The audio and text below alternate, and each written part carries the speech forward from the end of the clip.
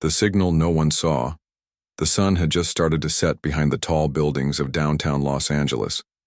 The streets buzzed with the usual evening rush, horns honking, people walking fast with their heads down, everyone too busy to notice anything beyond their own lives. But somewhere in that crowd, near the edge of a subway entrance, a young girl stood still. Her name was Zari. She was only 13. Her hands clutched the straps of her worn-out backpack. Her eyes darted around nervously. She didn't speak. She didn't wave. But she kept doing one thing, pressing her palm against her chest, then lifting it quickly over and over. To most people, it looked like nothing. Maybe a nervous habit, maybe just a strange twitch. But it wasn't. It was a signal, a desperate one. A silent cry for help. And SOS. The kind taught in self-defense classes and quietly passed around in social media videos. Zari had learned it just weeks ago, and now she was using it, because she was in danger. She had been missing for 2 days. No one on the street knew.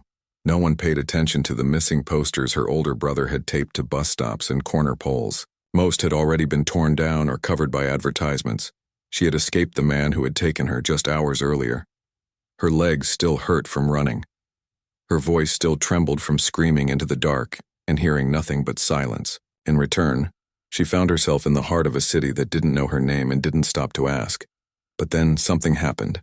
A black SUV slowly rolled to a stop at the intersection across from where Zari stood. The passenger side window lowered halfway, and behind the glass was Keanu Reeves. Keanu had just finished a quiet meeting in a bookstore downtown. No security, no cameras. Just him and an old friend talking about a charity project for youth, shelters. He was driving himself like he often did, wearing a simple black cap and hoodie, hoping to blend in.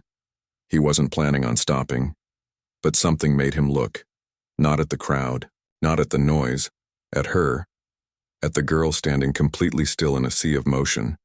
He didn't know why, but his eyes locked onto her face. And then he saw her hand. Chest. Out. Chest. Out.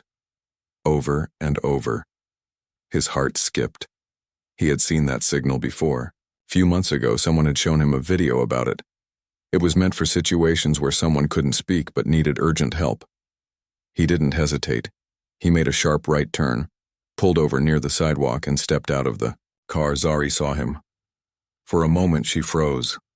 She wasn't sure if he was safe, if this was another trap, but something in his eyes looked different. Soft, steady. He walked toward her slowly, hands visible, voice calm. "Are you okay?" he asked gently. Zari said nothing, but she did the signal again. He nodded. "You don't have to talk," he said. "You're safe now." That was the moment her knees gave out. Keanu caught her before she hit the ground. People around them finally started to notice. Some pulled out phones. Others whispered, "Is that Keanu Reeves?" But he didn't care. He carried Zari to his car, wrapped his coat around her, and called 911 himself. They took her to the hospital. Keanu rode in the back of the ambulance with her holding her hand the entire way. At the hospital, the doctors were gentle. They said she was dehydrated, bruised, and in shock, but she would recover. Keanu sat in the waiting room for hours. He didn't know her, but he couldn't leave. Not yet. When a detective arrived to ask questions, Keanu stayed by Zari's side, only speaking when she gave him a slight nod. Her voice was too weak to explain everything, but with his help, she told enough. The man who had taken her had picked her up after school, pretending to be an old family friend. She had sensed something was wrong, but didn't want to be rude. It wasn't until they left the city limits that fear took over. She was held in a locked basement until she found a moment to escape. She had run for miles and ended up downtown, hoping someone would see her signal. Someone finally did. Zari's family was found that night. Her older brother Malik broke down. When he saw her again, he held her like he never wanted to let go. Who found her?"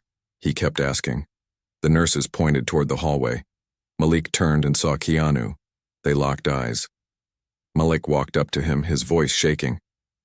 "I Don't know how to thank you, he whispered. Keanu shook his head gently. You don't have to. Malik looked at the floor, then back at Keanu. She was signaling for help. We didn't think anyone would even know what it meant. I saw it once, Keanu said. I'm glad I remembered. Malik nodded. You saved her life. Keanu didn't answer. He didn't need to. He simply placed a hand on Malik's shoulder and said, She's safe now. That's what matters. But what Keanu didn't expect was what came next, because Zari's story wasn't over. Not by a long shot. The man who had taken her was still missing, and someone had seen Keanu with her. Someone who didn't want her found. A shadow began to move through the city, watching, waiting, and Keanu Reeves was now part of something far bigger than a simple rescue. Something that would test everything he believed about safety, trust, and how far one should go to protect a stranger. But for now, in that hospital room, he sat beside a girl who had fought for her life and whispered, You're not alone anymore. Shadows in the hallway. It was supposed to be over. Zari was safe. Her family was holding her tight. The nurses were kind. The doctors were hopeful. And Keanu Reeves, the quiet hero no one expected, had done his part. People were already calling it a miracle. News of the rescue hadn't hit the media yet, but it was only a matter of time. Still, Keanu didn't leave the hospital that night. He stayed in the hallway outside Zari's room, sitting in a plastic chair with his hood over his head. He wasn't thinking about fame or headlines. He wasn't thinking about what tomorrow would bring. He was thinking about the look in Zari's eyes when she first did the SOS signal. It wasn't just fear. It was pain. The kind that stays even after the danger is gone. He had seen that look before. In children, in strangers, and once in the mirror. Sometime past midnight, a nurse passed by and offered him tea. He thanked her, accepted it with a tired smile, and stared out the window. The city was glowing in the distance, calm on the outside, restless underneath. Then, he noticed something strange. A man across the street leaning against a pole staring at the hospital entrance. Not checking a phone, not smoking, not waiting for a ride, just watching. Keanu's body tensed. He had seen enough sets, enough real situations, to know when someone didn't belong. He stood up quietly, walked over to the nurse's station, and asked, Has anyone unusual come by asking about the girl? The nurse frowned. No, but we've had a few reporters call. We haven't confirmed anything yet. Keanu nodded. Can you make sure the room is locked? No visitors unless it's her family. The nurse agreed. Keanu didn't say more, but inside something told him. This wasn't over. Meanwhile, Zari was finally asleep. Her breathing had become steady. Her hand still rested over the coat Keanu had wrapped around her earlier. She hadn't let go of it all night. To her, it wasn't just fabric. It was safety. But dreams came hard, and when they came, they brought flashes of a basement, of footsteps on stairs, of a voice telling her, No one's looking for you. She woke with a small gasp and saw her brother Malik asleep in the chair beside her, but just past the curtain. A shadow moved. She froze. The door had been closed, but now it was slightly open. Barely, as if someone had just slipped out. 2 floors below, Keanu stepped outside the main entrance, hands in his coat pockets, eyes scanning the street. The man was gone. But something felt wrong. He called a contact at the local police station, someone he had worked with during a charity event for youth trafficking awareness. He explained the situation, the girl, the signal, and now, the strange man. The officer didn't dismiss him. He knew Keanu wasn't the kind to exaggerate. We'll look into it, the officer said. But be careful. If this girl escapes something organized, they might not stop. Keanu's jaw tightened. I won't let them near her. The next morning, everything changed. A story leaked online. Just a single photo. Zari being carried by Keanu into the hospital. The internet exploded. Headlines appeared within minutes. Keanu Reeves saves missing girl in downtown LA. Actor spots secret hand signal. Stops to help. Real life. Hero? Keanu's quiet act of kindness goes viral. But something else happened too. Someone hacked the hospital system. Zari's name was leaked, and suddenly, she wasn't safe anymore. Keanu got the call while driving home for a quick shower and change. He turned the car around immediately. By the time he got back, police were already there. Officers stood outside Zari's door. Her mother was crying. Malik was on the phone yelling at someone to take down the posts. Keanu walked straight to the officer in charge. "You need to move her," he said. "Now." "We're discussing it," the officer replied. "No," Keanu said calmly. "Not discuss, do it. She's in danger." The officer hesitated, then nodded. "We'll transfer her to a safe room upstairs. Restricted access." Keanu followed them the entire way. They moved Zari quietly. She looked up at him confused, scared again. He bent down and whispered, "You're going to be okay? I'm right here." She didn't speak. She just nodded slowly. That night, Keanu sat in a hotel room near the hospital, unable to sleep. He kept checking the news, watching the video clips, reading the comments. Most people were kind, praising him, offering prayers, but one comment stood out. It wasn't loud. It wasn't dramatic. It was just a message. You should have stayed out of it. No name. No profile picture. Keanu took a screenshot. He didn't know why. He just did. Back at the hospital, Malik was pacing the hallway. He looked worn down, furious, helpless. When Keanu arrived, Malik didn't speak at first. Then he said, "They're still out there. And now she's scared again. She's shaking every time." The door clicks. Keanu placed a hand on his shoulder. "She's not alone. We're going to protect her." Malik looked at him. "But who's going to protect you?" Keanu smiled slightly. "I've handled worse." But the truth was, this felt different. This wasn't a movie set. This was a child's life, and he was now deeply involved. The next morning, they discovered something terrifying. The basement Zari had escaped from. It wasn't just one room. It was part of an old warehouse system tied to something bigger. Police confirmed it wasn't a random kidnapping, it was a targeted system, and Zari might have seen something. Someone. A face. A name. Keanu listened as the detective explained everything. Then he stood up. "We need to move her again," he said. "Somewhere even safer." The detective agreed. But before they could act, a car pulled up outside the hospital, unmarked, tinted windows. Someone stepped out dressed like a delivery man. He walked into the lobby holding a clipboard, and he wasn't alone. 2 others followed behind, but none of them were real hospital staff. Keanu's phone buzzed. A nurse texted him in all caps, "Strangers asking questions about the girl. Come fast." He didn't wait for backup. He ran, straight into the storm. And for the first time in his life, Keanu Reeves wasn't playing a hero. He had become one, and what happened next would leave everyone breathless. The moment everything changed, Keanu Reeves ran through the hospital hallway like a man who had no doubt, no fear, and no time to waste. The walls blurred beside him. Nurses turned their heads. Security guards followed, unsure of what was happening but trusting the urgency in his steps. Up ahead near the elevator stood the 3 men. One wore a delivery uniform, complete with a clipboard and fake badge. The other 2 tried to blend in, one dressed like a maintenance worker and the other like someone's uncle visiting a patient. But they weren't here for family. They were here for Zari. Keanu didn't pause.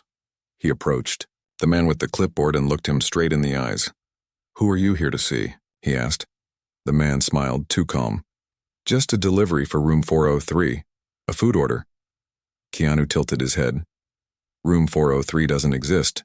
This floor ends at 399. The man's smile faded. Keanu didn't wait. He reached for the clipboard, yanked it from the man's hands, and scanned the paper. Blank pages. No order, no name. Nothing real. That's when one of the other men moved, stepping back toward the stairs. Keanu raised his voice, firm, but controlled. "Hospital security now." Nurses pressed buttons behind the counter, alarms triggered quietly. Doors locked down. The three men realized their mistake too late. Within seconds, officers arrived and surrounded them. One man tried to run. He didn't make it past the hallway. Keanu stood back, heart racing but eyes steady.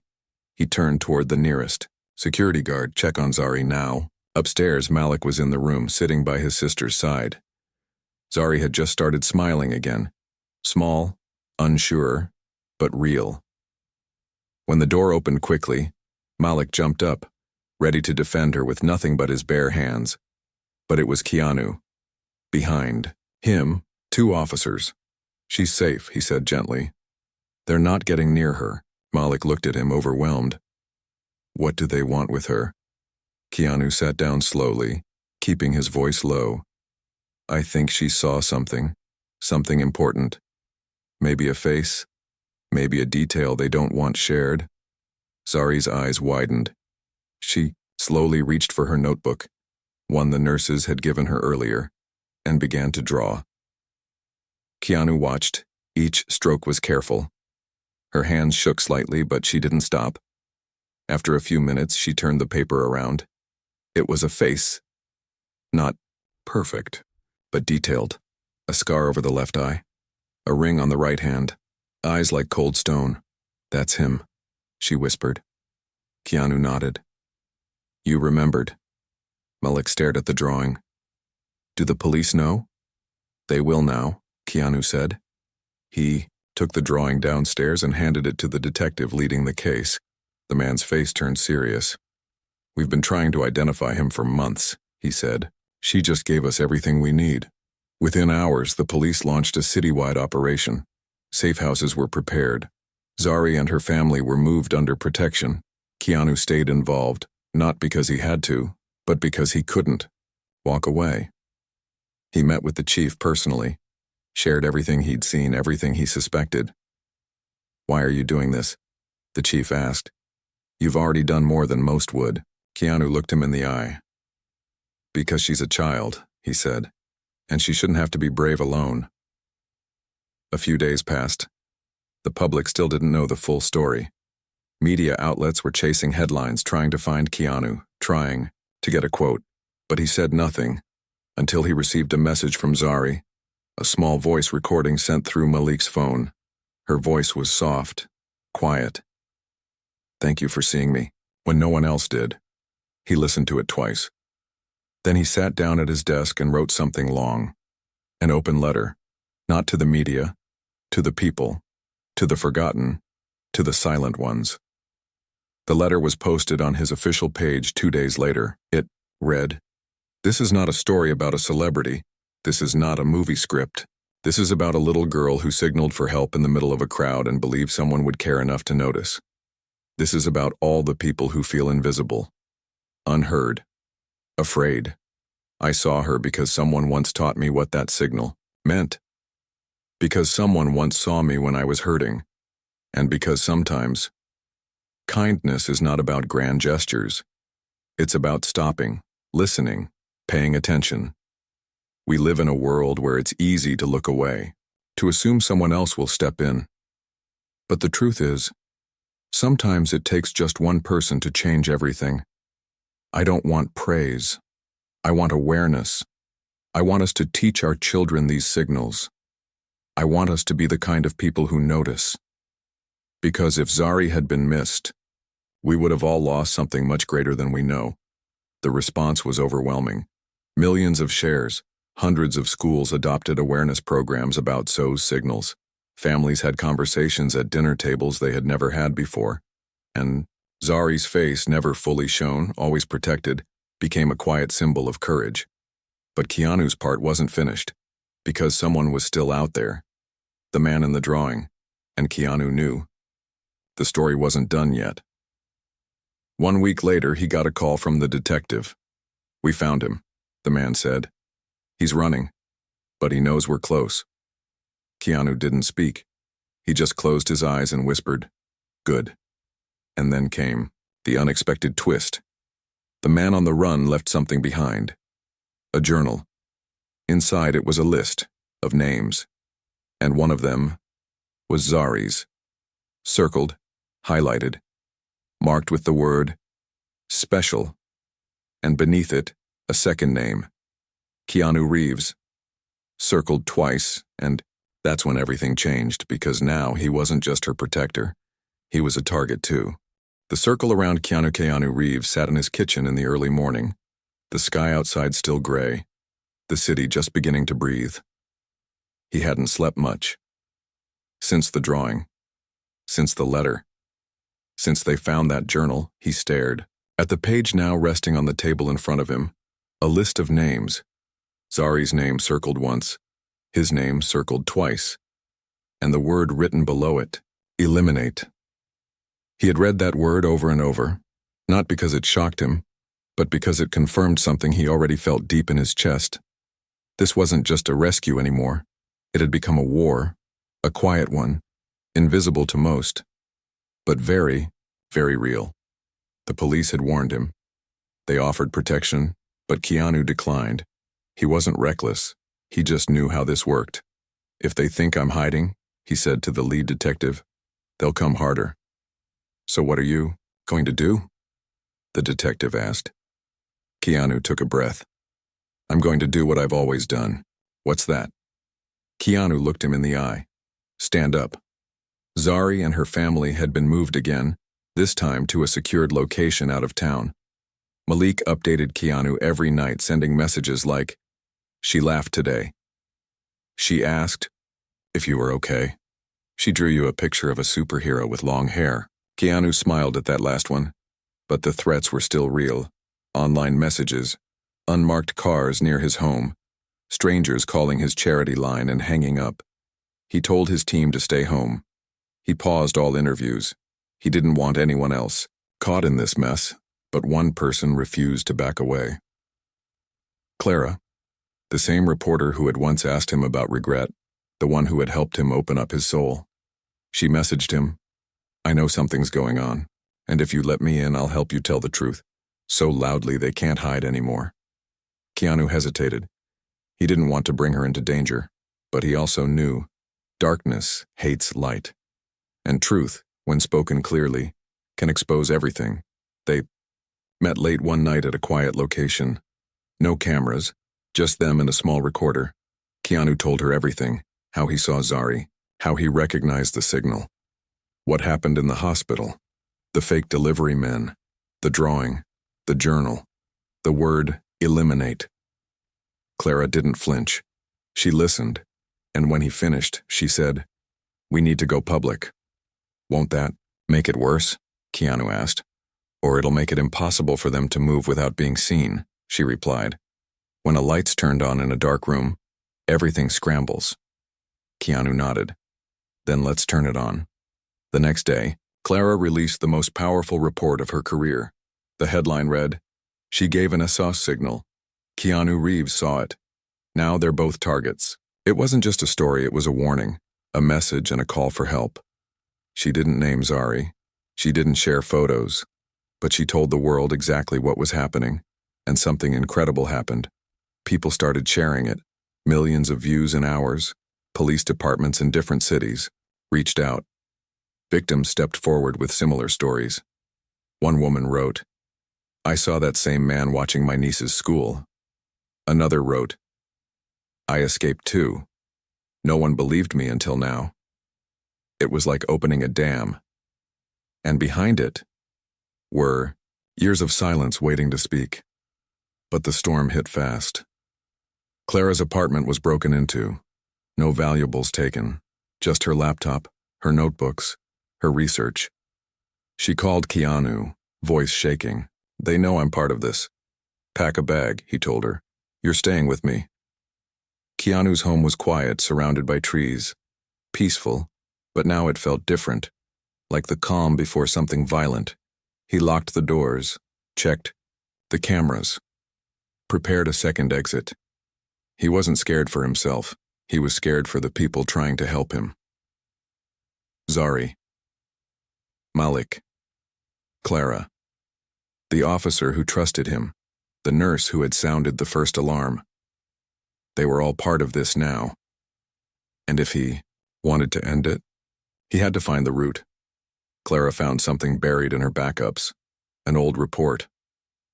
2 years ago, a private company was investigated for suspicious activity involving missing minors and property seizures. The report had been silenced. Witnesses disappeared. The lead journalist who wrote it was fired, but one photo survived. A man standing behind a van. Same scar over his eye, same ring, same cold expression. Keanu leaned forward. That's him. They tracked the company down to a shell office listed under a different name. It had a security system, but no visible workers. The detective got a warrant, and inside they found something horrifying. Maps, routes, photos, timelines, files on children, files on Zari, and yes, files on Keanu. Someone had been watching him for a long time, long before Zari. His charity work, his visits to shelters, his efforts with victims of abuse. They hadn't targeted him by accident. They had been trying to keep him away. Because people, like him, were dangerous to their operations. Because people who care disrupt silence. With this evidence, the police moved fast. Arrests were made in 3 cities. Dozens of names were revealed, some well-known, some hidden behind fake businesses. The man in the photo, still on the run, but not for long, because someone had left a clue. Zari. In her latest drawing, she had added something small, a logo on the man's shirt, not from memory, from something she had seen recently, a location she recognized, a warehouse, by the pier, the final place she had been held, and now, maybe, the final place he would return to. Keanu stood at the edge of the water that night watching the warehouse from a distance. Police surrounded the area. They were ready, but he felt something deeper, like everything that had happened. Zari, the signal, the danger, the truth, had led to this exact moment, a showdown, not for glory, but for justice. The building was dark, but someone was inside, someone who thought he couldn't be touched, someone about to learn. That light always finds a way in. The warehouse. Truth. The air near the pier was thick with tension. A light fog rolled across the broken pavement, and the old warehouse stood like a ghost from another time. The wooden panels were rotting. The windows were blacked out. From the outside, it looked like it had been abandoned for years. But Keanu knew better. Inside that building was the man from Zari's drawing. The man from the journal. The man who had taken her, and who now had Keanu's name circled with the word eliminate. The police had surrounded the area. They had drones, surveillance, snipers in position. But Keanu stood at the edge of the zone with the lead detective. He didn't wear armor. He didn't carry a weapon. He wore the same black hoodie he had worn. The day he found Zari, the detective looked at him. "You sure you want to be here?" Keanu nodded. "He knows me. If he sees me, maybe he talks. Maybe this ends without more pain." The detective paused. "Or maybe it ends badly." Keanu looked toward the warehouse. "Some things," he said, "are worth risking." The signal was given. Officers moved in. They breached the warehouse from both sides. Shouts echoed inside. Boots hit the ground. Within minutes, they found the man. Alone. No guards. No weapons drawn. He was sitting at a table in the center of the warehouse like he had been waiting. His left eye twitched, the scar over it still fresh. The ring on his hand glinted in the dim light. When he saw the officers, he raised his hand slowly. "About time," he muttered. Keanu waited outside, pacing slowly. When the detective stepped out, he nodded. "We got him." No resistance, almost like he expected it. Keanu exhaled. "Did he say anything?" "Only one thing," the detective said. Keanu leaned in. He asked if the little girl remembered his name. The interrogation room was cold, sterile, silent. The man sat with his wrists cuffed to the metal table. His eyes scanned every corner of the room. Then the door opened. Keanu stepped in. The detective said it was risky, but Keanu asked for 1 minute. No cameras, just him, and the man who had stolen a child's safety. The man smirked when Keanu entered. "So the actor shows up," he said. "You think you made a difference?" Keanu didn't react. He sat across from him, calm and quiet. The man leaned forward. "You don't know what we're part of." Keanu looked him in the eyes. "Then tell me." "You wouldn't believe it. Try me." A long pause. Then the man whispered, "This doesn't stop with me. There are others, bigger than you, bigger than this city." Keanu leaned forward. "Then it's time they got smaller." The man laughed once, dry and bitter. "You think a little girl and some bracelets are going to bring down a machine?" Keanu stood up. "No," he said, "but they'll remind the world that monsters bleed too." He walked out, leaving the man in silence. Outside the room, the detective looked at Keanu. "Did he give you anything?" Keanu nodded. "He gave me proof." "Of what?" "That he's afraid." The next few weeks moved fast. The raid led to more arrests. Names were revealed. Companies shut down. Charities uncovered links to illegal activity.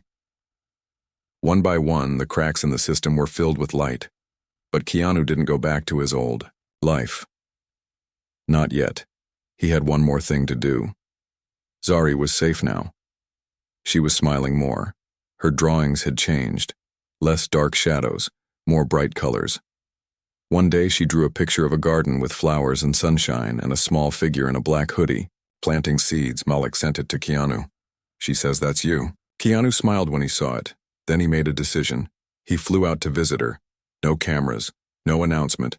Just him, arriving at a quiet house in the suburbs holding a box.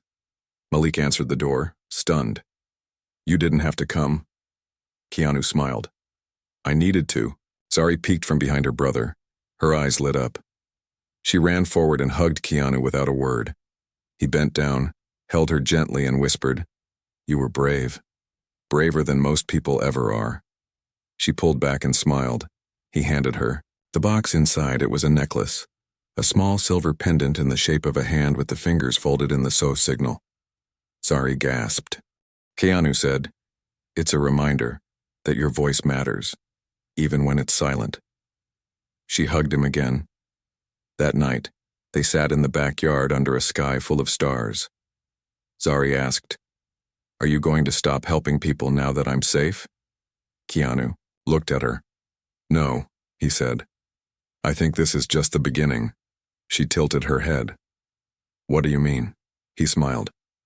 "You helped start something, and now we're going to teach the world what to look for." Keanu partnered with Clara and Malik to launch something new, a global awareness program.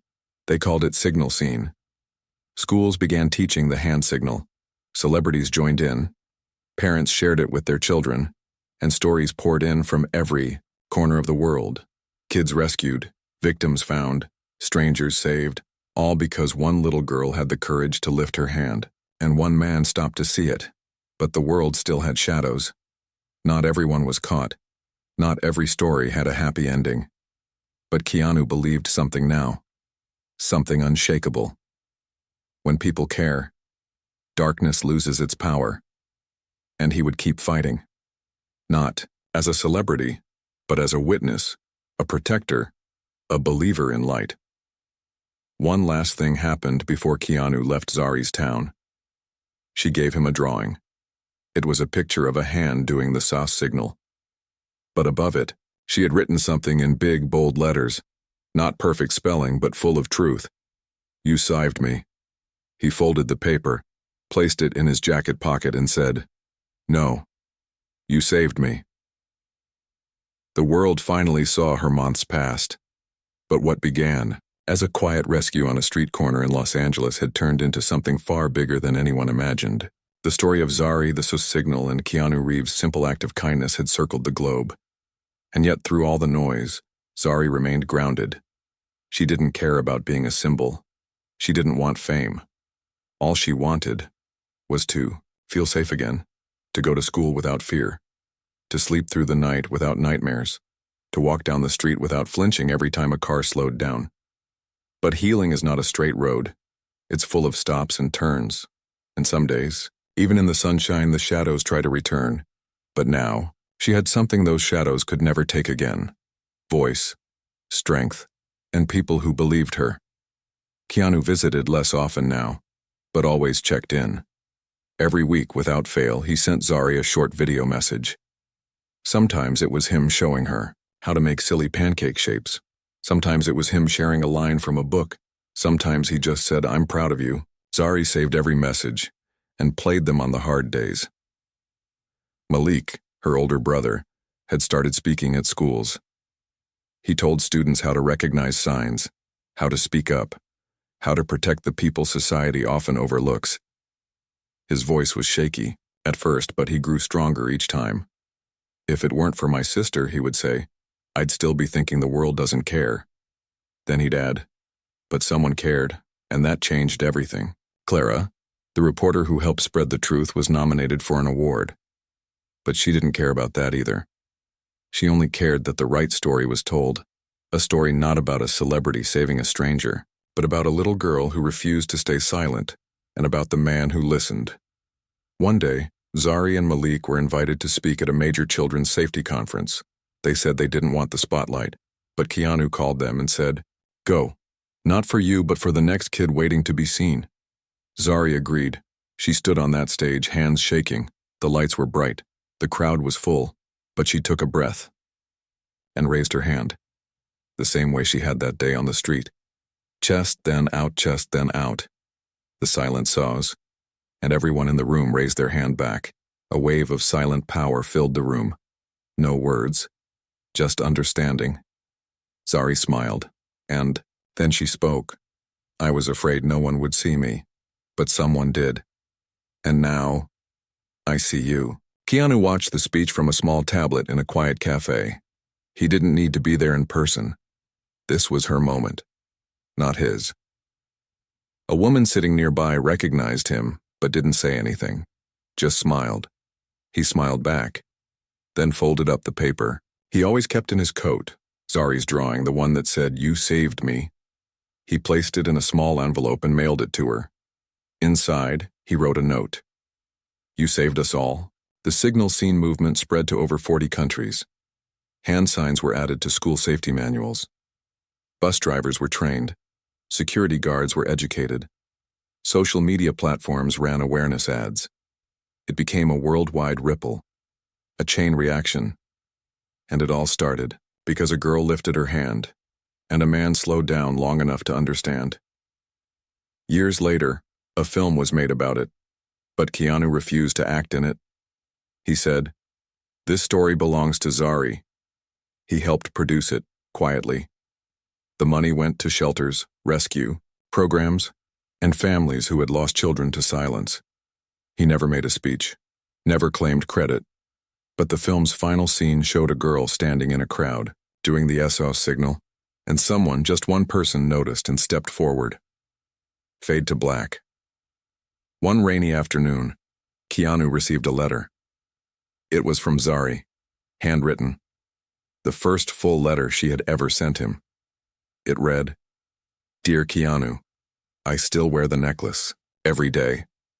Not because it's shiny, because it reminds me that I matter, that someone saw me. My life is better now. I go to school. I have friends. Malik is doing amazing. But some nights, I still remember the basement. When that happens, I look at the sky and think about the night I met you. The way you didn't talk too much, the way you just understood. I hope you know, even if I never see you again, you'll always be the person who told the world to look closer. Love." Zari Keanu closed the letter slowly. His eyes were wet, not from pain, from peace. He went for a walk. The rain was soft, steady.